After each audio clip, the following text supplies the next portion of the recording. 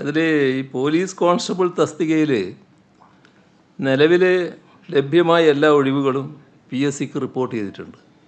ശ്രദ്ധിക്കണേ, ഇതിനെ തുടർന്ന് 1/6/2024 വരെ ഉണ്ടാകാവുന്ന ഒഴിവുകൾ കൂടി മുൻകൂറായി പബ്ലിക് സർവീസ് കമ്മീഷൻ റിപ്പോർട്ട് ചെയ്തു.